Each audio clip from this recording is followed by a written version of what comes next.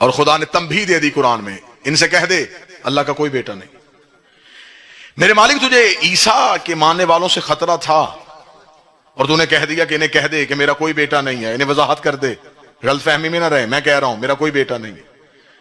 اسے بیٹا نہیں کہنے دے رہا، اور ابو طالب کے بیٹے کو اپنا چہرہ کہہ رہا ہے۔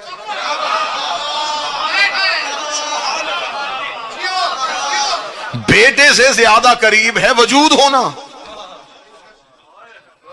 اسے بیٹا نہیں کہنے دے رہا اور اسے کہہ رہا وجہ اللہ ہے، عین اللہ ہے، لسان اللہ ہے، جنب اللہ ہے، ید اللہ ہے۔ عجب نہیں کہ واضح پروردگار آئے کہ مجھے عیسیٰ کے ماننے والوں سے خطرہ ہے، علی کے ماننے والوں سے کوئی خطرہ نہیں۔ میں علی کو جو بھی کہہ دوں علی والا مجھے علی ولی اللہ ہی کہے گا، وہ علی اللہ نہیں کہے گا۔ اور پھر وہ کہہ رہا ہے وَلَمْ يَكُنْ لَهُ شَرِيكًا فِي الْمُلْكِ، میں نے اپنے ملک میں کسی کو حصے دار بنایا ہی نہیں، میری مملکت میں میرا کوئی سانجھے دار ہے ہی نہیں، کوئی شراکت نہیں ہے۔ یہاں ہمیں قرآن میں یہ کہہ دیا کہ میری جتنی بھی مملکت ہے اس میں میرا کوئی شریک نہیں ہے۔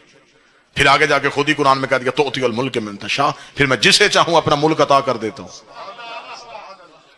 جب تیرے ملک میں کوئی حصے دار ہی نہیں تو نے عطا کیوں کیا؟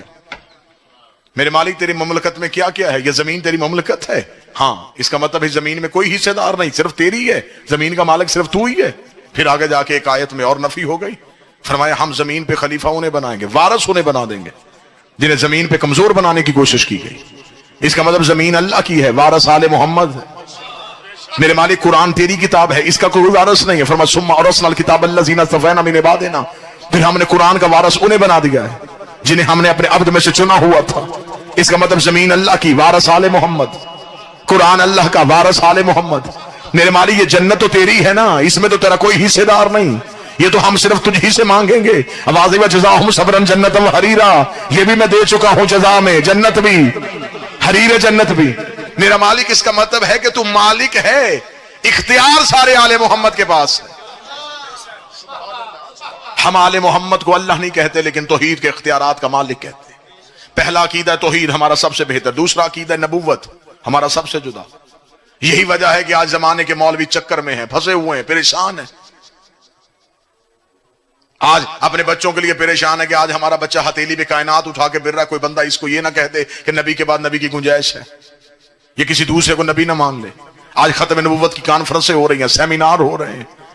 آج ختم نبوت کے حوالے سے اسکولوں میں، کالجز میں، یونیورسٹیوں میں، مسجدوں میں، مدرسوں میں بچوں کو بتایا جا رہا بیٹا نبی کے بعد کوئی نبی نہیں، نبی کے بعد کوئی نبی نہیں، نبی کے بعد کوئی نبی نہیں۔ سرکار آپ نے آنے میں دیر کر دی ہے، آپ نے بہت سے آل محمد میں کتابیں بہت پہلے لکھ دی تھی، آپ نے ان کتابوں میں جھوٹی حدیث لکھ دی تھی کہ نبی نے کہا تھا اگر میرے بعد نبی ہوتا تو فلاح ہوتا، میرے بعد نبی ہوتا تو فلاح ہوتا۔ اس کا مطلب آپ نے دروازہ کھلا چھوڑا تھا، تو آج کہیں سے ادھر سے دعویٰ ہو رہا ہے، کبھی ادھر سے دعویٰ ہو رہا ہے، کبھی ادھر سے دعویٰ ہو رہا ہے۔ آپ نے دروازہ کھلا چھوڑا تھا تو ختم نبوت میں حملہ ہوا۔ مجھے عزت آل محمد کی قسم ہے، یہ قوم اتنی مطمئن ہے کہ ہمارا عقیدہ ختم نبوت کمزور نہیں۔ ہم مجلسوں میں اپنے بچوں کو نہیں بتاتے کہ بیٹا کسی کو نبی نہ ماننا، بیٹا کسی کی نبوت کا اعلان نہ کرنا، کیونکہ ہمیں خبر ہے ہم نے اپنے بچوں کو محمد رسول اللہ کے فوراً بعد علی ولی اللہ پڑھایا ہوا ہے، اور انہیں پتا ہے کہ جب علی جیسا بندہ نبی نہیں بن سکتا پھر کسی کمی کی اوقات ہی کیا ہے۔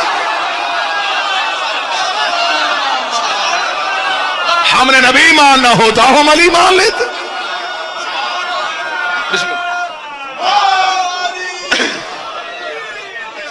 سب سے بڑی ختم نبوت کی دلیل کا نام علی ولی اللہ۔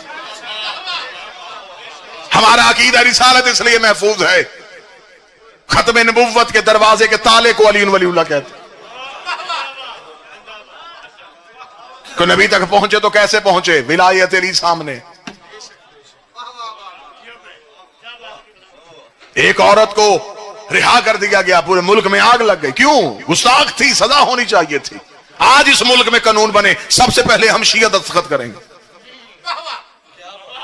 نبی کی توہین کرنے والے کو سزا ہونی چاہیے، لیکن صرف 2018 سے نہیں۔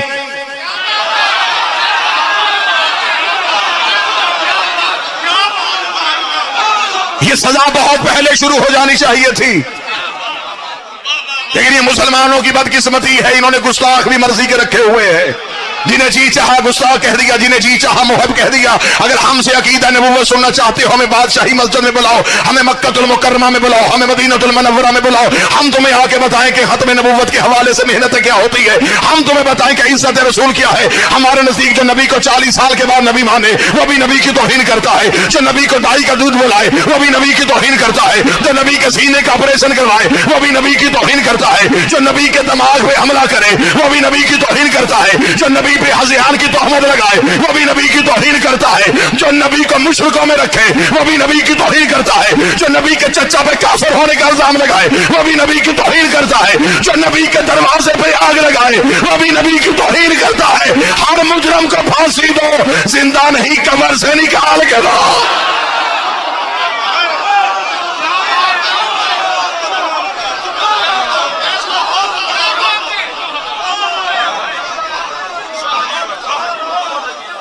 لیکن یہ بدقسمتی مسلمانوں کی۔ بسم اللہ سر۔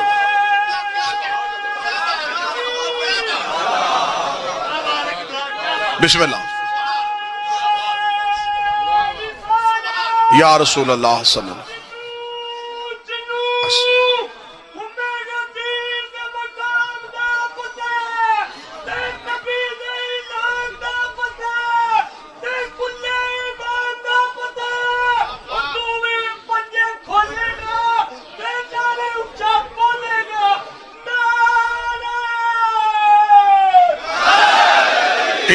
علیہ وسلم۔ عزت اسلام چاہتے ہو؟ بسم اللہ۔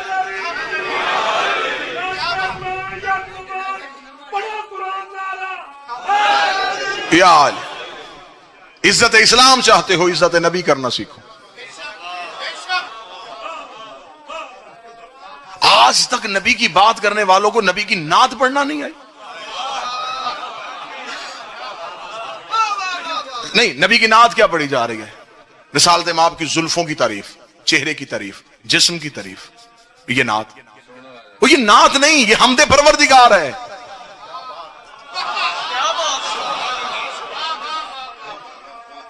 یقیناً رسول کی زلفیں واللیل، آنکھیں بحرین تقدس، ہونٹ صورت یقوت، زبان آب وحی میں ڈھلی ہوئی، سینہ رمز دل ہستی کا خزینہ، اس کا چلنا صراط مستقیم۔ لیکن نبی کے جسم کی تعریف اللہ کی تعریف، نبی کی نعت ہے کردار محمد۔ اگر عزت اسلام کی چاہتے ہو، پہلے لٹریچر بدلو، سلیبس بدلو، دینیات بدلو، اسلامیات بدلو، تمہاری نسلیں تو تیار ہو ذہنی طور پہ۔ اسلامیات میں چھٹی سے لے کے پی ایچ ڈی تک جن لوگوں کے سیرت پڑھی جاتی ہے، ان کا اسلام سے تعلق ہی کوئی نہیں۔ یہ باتیں ہم ممبر سے کہیں گے تو لوگ پریشان ہوں، لیکن حقائق ہیں یہ۔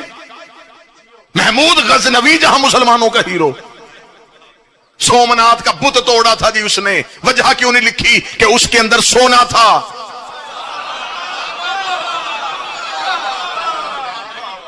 محمد بن قاسم نے آ کے سندھ میں اسلام پہنچایا، سیدوں کا پیچھا کرتا ہوا آیا، کائنات کے سب سے بڑے ظالم کا بھتیجا۔ کتابیں چاہو گا میں ممبر پہ چھت تک ڈھیر لگاؤں۔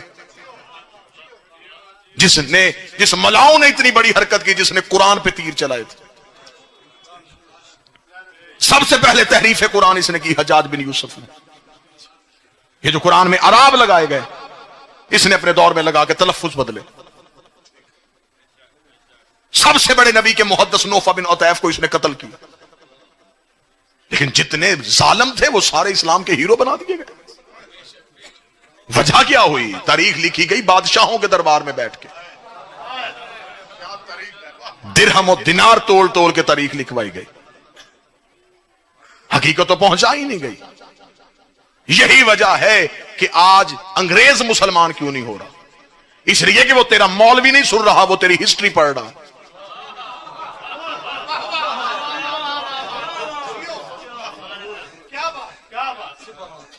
ان کا دل چاہتا ہے مسلمان ہونے کو، لیکن جب وہ مسلمانوں کی تاریخ پڑھتے ہیں تو وہ بند کر دیتے، وہ کہتے نہیں، یہ سب سے بڑے دہشت گرد ہے. انہوں نے تو سروں کے کھوپڑیوں کے مینار بنائے ہوئے ہیں. مجھ سے ایک انگریز نے بحث کرتے ہوئے کہا تھا, اس نے کہا میرا مسلمان ہونے کو جی چاہتا ہے لیکن نفرت ہوتی ہے جو اپنے ہی نبی کا بیٹا قتل کر دے.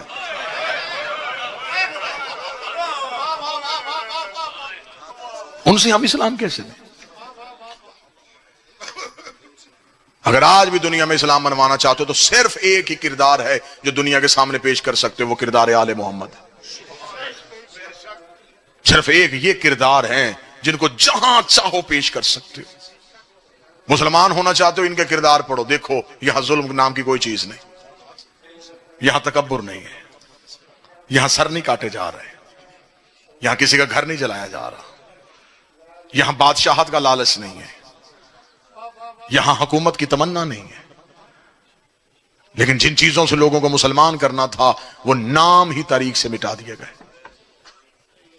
آج بھی جا کے پڑھ لو, نوجوان بیٹھے ہو نیٹ پہ جا کے سرچ کرو, مسلمانوں کی جو ہسٹری ہے وہ مسلمانوں نے کہاں سے لی ہے؟ رومن امپائر سے لی. مسلمان تو اپنی تاریخ چھوڑ آئے تھے, دریاؤں کا پانی کالا کروا دیا تھا انہوں نے اپنی تاریخ سے, بھرے کے بھرے کتب خانے چھوڑ کے آ گئے تھے ملک فتح کرنے کے چکر میں.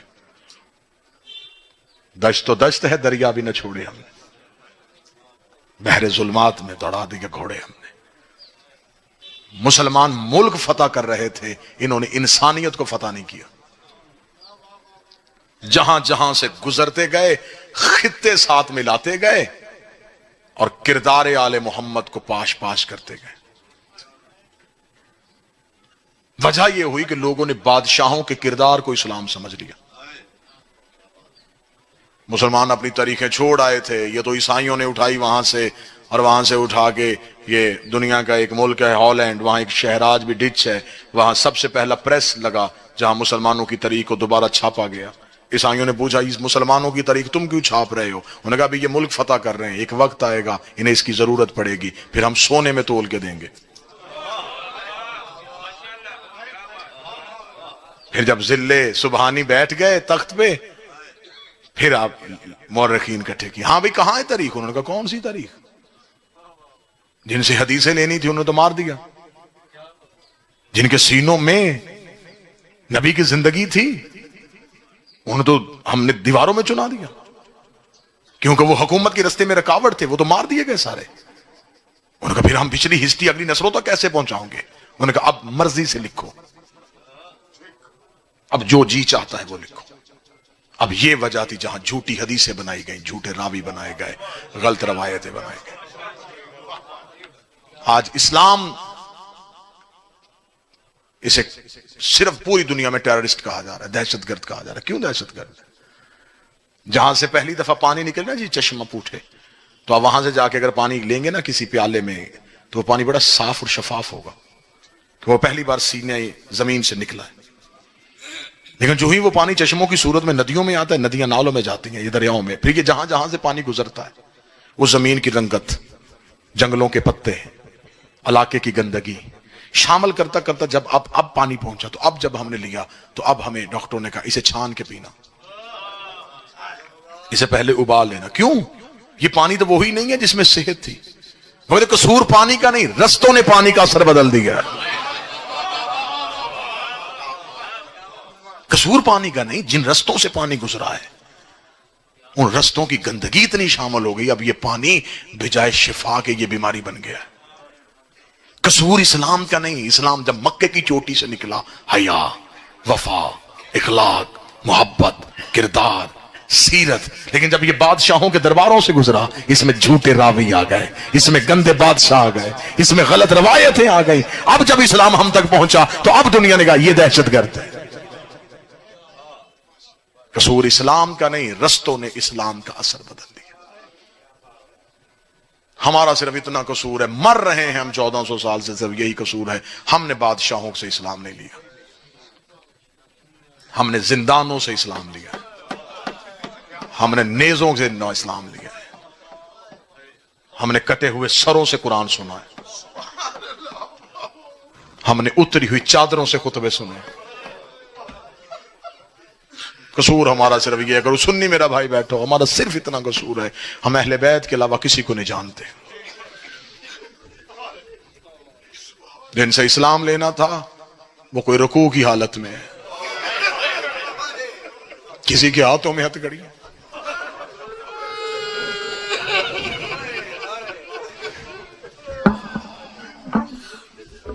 صرف ایک 12 ائمہ جی، 4 معصومین، خاموشی، صرف خاموشی۔ صرف ایک بی بی بولی ہے شام میں۔ اتنے ظلم کے بعد آل محمد کی طرف سے صرف ایک رد عمل، ایک تقریر آئی ہے، وہ تقریر علی کی بیٹی کی تھی۔ جب تھک گئی ہے پھر رو کے کہتی ہے سجاد اب نہ روک، اب ایک بار مجھے اجازت ہے میں انہیں بتاؤں ہم ہیں کون۔ وہ ایک تقریر نے دنیا کا نقشہ ہی بدل دیا۔ یزید جہنم کے گڑھے میں پہنچ گیا علی کی بیٹی کی ایک تقریر کی وجہ سے۔ سر پہ قرآن رکھ کے مسلمان مجھے بتائے، شرم کر مسلمان جس کی 1 گھنٹے کی تقریر نے اسلام کو اتنا فائدہ دیا، اگر اس کی قرآن کی تفسیر آ جاتی پھر زمانے کی کیا حالت ہوتی۔ یہ شیعت جو ہے یہ درباروں سے نہیں آئی، یہ تلوار کی دھاروں سے آئی ہے۔ واللہ با حسین ہمیں ایک لمحے کے لیے موت سے ڈر نہیں۔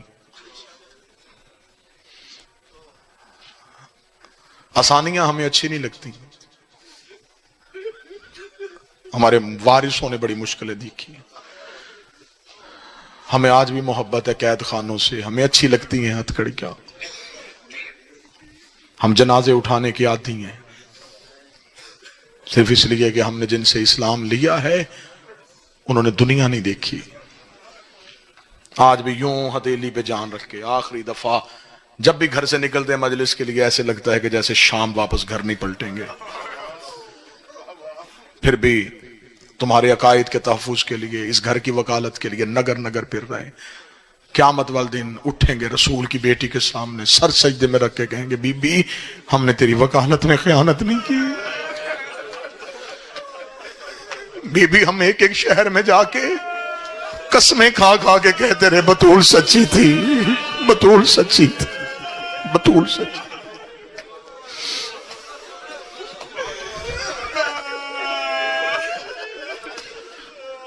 بڑا مارا مسلمانوں نے محمد کی بیٹیوں۔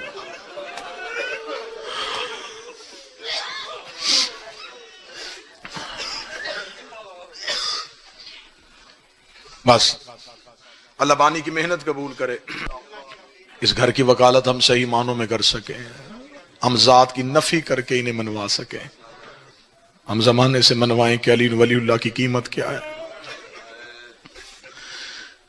بڑا دل دکھتا ہے، جگر کباب ہو جاتا ہے جب شیعہ ہو کے کوئی بندہ پوچھتا ہے نا کہ علی ولی اللہ کیوں اتنا ضروری ہے۔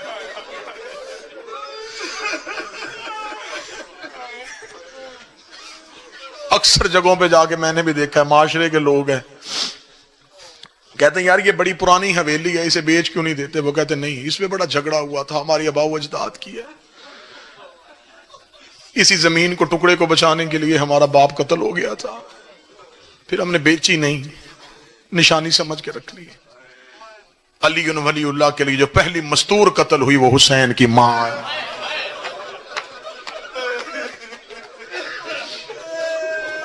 صرف تمہیں ذاکرین اتنا بتاتے ہیں کہ ایک دربار سے خالی واپس آئی تھی، رکھ میرے سر پہ قرآن، جب زخمی ہو گئی تھی علی کا ہاتھ پکڑ کے ایک ایک مسلمان کے دروازے پہ جاتی تھی، دستک دے کے کہتی تھی دروازہ کھولو، بھول گئے ہو غدیر کا اعلان، کیوں اکیلا کر دیا تم نے علی کو۔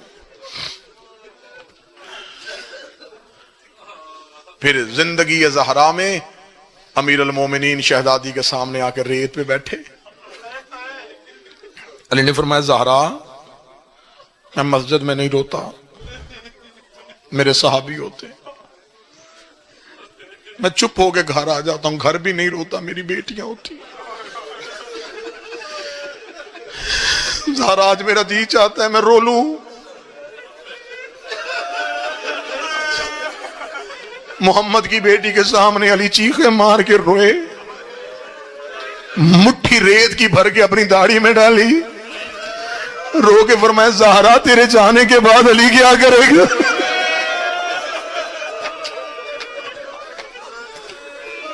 تو میری محسنہ ولایت ہے, تو نے بڑا ساتھ دیا میرا. جیسے جناب خدیجہ نے رسول اللہ منوایا تھا, بالکل تو نے ویسے ہی علی ولی اللہ منوایا. ادھر علی کی چیخ نکلی, علی نے رو کے فرمایا زہرا تیرے جانے کے بعد میری ولایت کا تحفظ کون کرے گا؟ زہرا تو مجھے چھوڑ کے جا رہی ہے. زہرا میں علی بڑا تنہا ہوں, انا مظلوم الاول, میں پہلا مظلوم ہوں.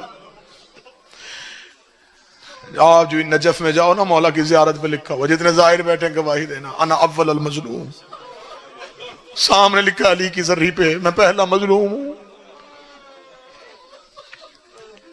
مولا نے اپنی مظلومیت احتجاج میں, احتجاج تبرسی میں علی نے احتجاج میں لکھا تھا, علی نے فرمایا میں وہ مظلوم ہوں جس کا فضائل دشمنی میں چھپا گئے, دوست خوف میں چھپا گئے.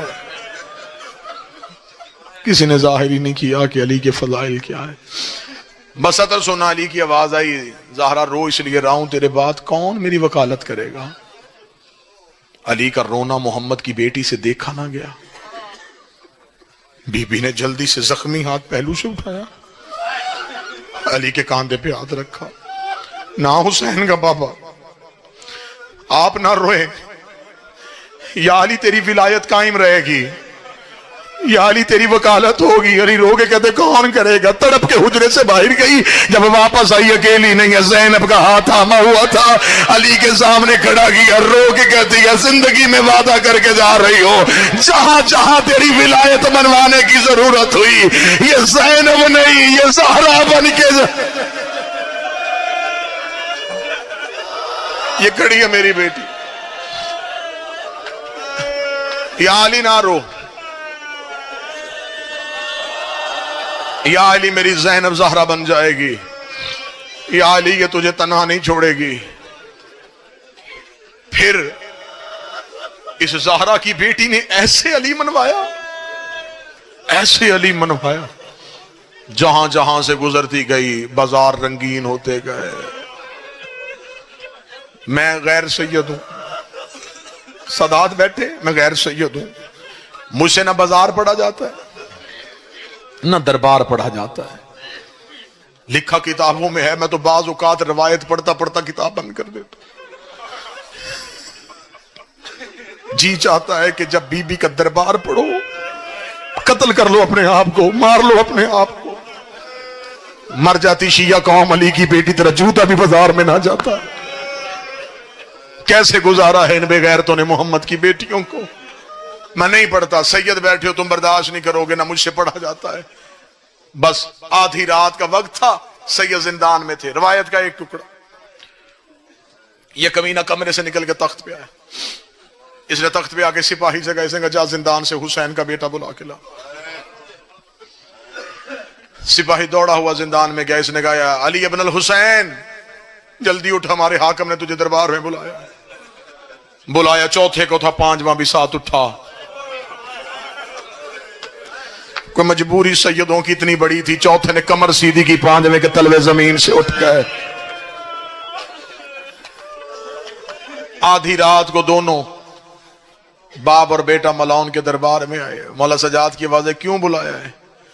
یہ کمینہ دے کہتا حسین کا بیٹا میں تیری قیدیں آزاد کرنے لگا. میں نے خود نبی کی بیٹی کی وکالت کرتے ہوئے جیلیں کاٹی ہیں, مجھے خبر ہے کہ قیدی کے لیے رہائی کی خبر کتنی اچھی ہوتی ہے. اسے کہا میں تیری قیدیں آزاد کر رہا ہوں. سجاد کی آنکھوں میں لہو آیا, رو کے کہتے مجھے بتا میں جاؤں کہاں. یہ دیکھنے لگا مدینہ. سجاد رو کہتے کون سا مدینہ؟ جہاں اکبر ہوتا تھا, جہاں عباس ہوتے تھے. اسے کہا جہاں جانا ہے جا, لیکن شام چھوڑ دے. مولا سجاد کی آواز ہے آخر تو ہمیں شام سے کیوں بھیج رہا ہے؟ اس نے ایک سطر پڑھی ہے، اس سطر کے لیے میں نے محنت کی ہے۔ یہ کمینہ دے کے کہنے لگا حسین کا بیٹا تو شام چھوڑ، میں ڈر گیا ہوں، میں ڈر گیا ہوں، میں ڈر گیا ہوں۔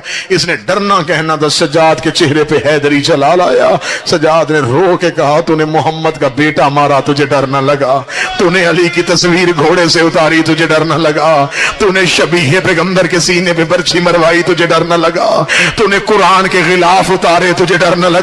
تو نے سورہ کوثر کا چہرہ زخمی کر دیا، تجھے ڈر نہ لگا؟ اور تجھے اب ڈر لگا ہے جب میرا پورا گھر برباد ہو گیا ہے، جو اس نے سطر کہی ہے، جس نے گھر تک رونا ہے، یہ کمینہ دیکھا تھا میں تجھے اپنے ڈرنے کی وجہ بتاؤں؟ سجاد رو کہتے کیوں ڈرا ہے؟ یہ کمینہ دیکھا تھا جسے قبرستان مسافرہ میں دفنا کے آیا ہے نا، اس کے رونے کی آواز آج بھی میرے محل میں آ رہی ہے۔ تو میں نے سمجھا تھا کہ شاعر تیری بہن سکینہ مر گئی ہے، لیکن کبھی اس کونے سے آواز آتی ہے، کبھی اس کونے سے آواز آتی ہے، اور مجھے ڈر لگ گیا ہے شام پہ عذاب نہ آ جائے۔ تیری بہن کے رونے کی آواز مجھے سونے نہیں دیتی۔ جتنی جلدی ہو سکے شام چھوڑ، چلا جا یہاں سے۔ مولا سجاد آئے، ماں سے اجازت مانگی، شرطیں منوائیں، شرطیں منوا کے سجاد آخری سطر پڑھنے لگا ہوں، زیادہ پڑھ گیا۔ 3 اونٹ لے کے سجاد آ گئے زندان کے دروازے پہ۔ میں نے 3 اونٹ کہا، ایک بزرگ سید نے ہاتھ کھڑا کیا ہے۔ ان کے رونے کے اندر سے میں سوال سمجھ گیا، وہ پوچھنا چاہتے 3 کیوں لے کے آیا تھا؟ سجاد گھر سے تو 53 لے کے چلا تھا، 50 اونٹ دین محمد پہ قربان ہو گئے۔ صرف اونٹ ہی نہیں، سواریاں بھی چلی گئی۔ صرف 3 اونٹ لے کے سجاد زندان کے دروازے پہ آیا۔ سجاد نے سلاخوں پہ ہاتھ لگا، اٹھ اماں چل مدینے چلے، جو سید بیٹھا مجھے معاف کر دینا۔ علی کی بیٹی نے دیوار کی ٹیک چھوڑی، علی کی نمازی بیٹی چلنا شروع ہوئی۔ ہم نے جملہ چھپا کے پڑھنے لگا ہوں، جہاں جہاں سے گزر رہی زمین سرخ ہو رہی تھی۔ علی کی بیٹی اونٹ کے قریب آئی، رو کے کہتی سجاد ہم کہاں جائیں گے؟ اما ہم کربلا سے مدینہ جائیں گے۔ رو کے کہتی میں نے مدینے نہیں جانا، اور مجھے اس کی قبر پہ لے کے جا۔ اور جو سفروں میں میرے ساتھ رہتی تھی، جو رو کے کہتی تھی اما تیری سکینہ ڈر گئی ہے، مجھے ایک بار میری سکینہ کی قبر پہ لے جا۔ سجاد کوئی بیٹا پردیس میں چھوڑ کے نہیں جاتا، تو میں تو حسین کی بیٹی چھوڑ کے جا رہی ہوں۔ کوئی سید بیٹھا جس کی چھوٹی اولاد ہے۔ سجاد 3 اونٹ لے کے قبرستان مسافرہ پہ آئے۔ سجاد کی نظر بہن کی قبر پہ پڑی۔ سجاد نے اونٹوں کی رسی چھوڑی، جسے بازار میں رستہ نہیں ملتا تھا۔